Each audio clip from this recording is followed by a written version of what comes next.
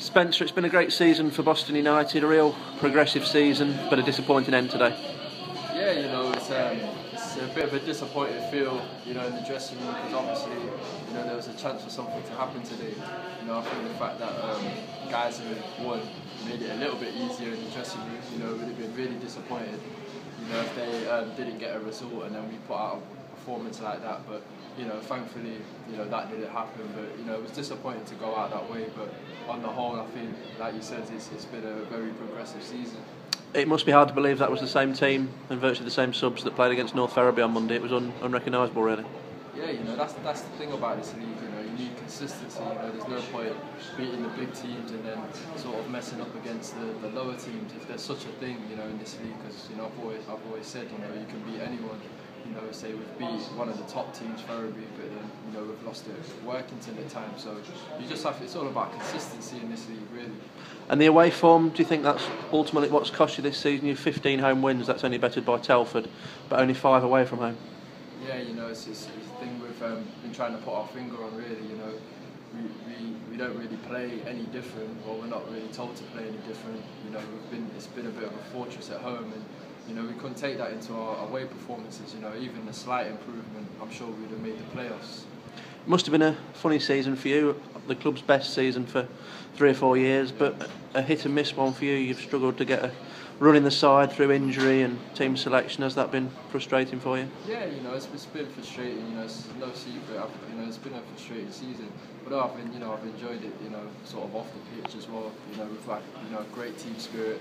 But on the pitch, it could have been better. There's been a few issues and things like that. But I've always gave my all. I was frustrated about my injury around Christmas time, and I've had to battle through with that. But I'm still proud of my performances when I have took to the field, and I've always gave my all. And it could have gone better, but it also could have gone worse as well. 177 appearances, I think we've worked out now, and 66 goals. Are those 2 tallies that you see adding to, or do you think you'll be moving on? It's hard to say at the moment. I'll be honest. I'm not 100%. I've not spoken to the manager. He's not spoken to me. But probably too early to say anything. But it'd be nice. It'd be nice to add to. But if not, I've had a great time. I've had a great time. I've got nothing but great things to say about the club. The fans have been first class since I've been here. And I've thoroughly enjoyed my football. And your goal scoring exploits would really have been lauded had it not been overshadowed by Mark Newsham's incredible record over the last 5 years. He's over 100 now, but you've done well to keep pace with him considering the injuries you've had this season. Yeah, it's always been, me and Mark, we always talk about, the previous seasons and this season, and he's a predator of a striker, But it's one of those things. I think I've adapted my game in the last couple of seasons. I've been involved in more link-up players. In like when I first came in, I just used to sort of stay up, stay on the last man and just stay in the box.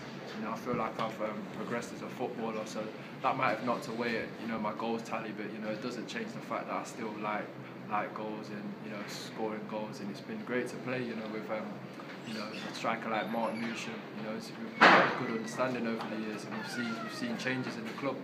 And just finally, your highlight of the season, you got off to a flyer at Stockport with a brilliant goal, and then a couple of weeks ago another one sticks out against Stalybridge when the team was struggling. Another good goal to put them 2-1 up. Yeah, that's I'd say those two really. Probably maybe Stockport just edges it because we didn't know what to expect.